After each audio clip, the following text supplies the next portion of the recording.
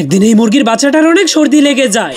कुछ नहीं होगा बेटा। এজন্য মুরগিটা তাকে বিছানায় শুইয়ে দিয়ে ডাক্তার আনার জন্য চলে যায়। কিন্তু তখনই একটা বেজি বাচ্চাটাকে খাওয়ার জন্য চলে আসে। তখনই মুরগিটা দৌড়াতে দৌড়াতে একটা ভাঙা ছাতা নিয়ে বৃষ্টির মধ্যে ডাক্তারকে আনার জন্য যেতে শুরু করে দেয়। এজন্য সেই বেজিটা অনেক খুশি হয়ে তার বাচ্চাটাকে খাওয়ার জন্য গান গাইতে শুরু করে দেয়।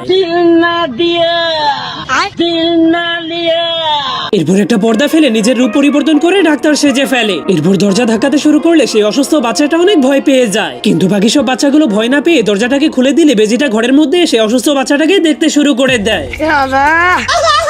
কিন্তু তখনই বাচ্চাটা, যার ফলে বেজিটার আসল চেহারাটা বাইরে বের হয়ে যায়। এই জন্য বেজিটা তাদেরকে খাওয়ার জন্য তাদের উপরে আক্রমণ করে দেয়। এই জন্য তখনই একটা বাচ্চা বেজিটার সঙ্গে যুদ্ধ করার জন্য যুদ্ধের বাঁশি বাজিয়ে দেয়। এরপর সবগুলো বাচ্চা এক এক করে বোতলের ঢাকনা দিয়ে নিজেদের উপরে হেমলেট লাগাতে শুরু করে দেয়। हेमलेट কিন্তু এই বাচ্চাটার হেমলেটটা অনেক ছোট হয়ে গিয়েছিল। बिना हेमलेट के जाते ना बिंदास नहीं। এই জন্য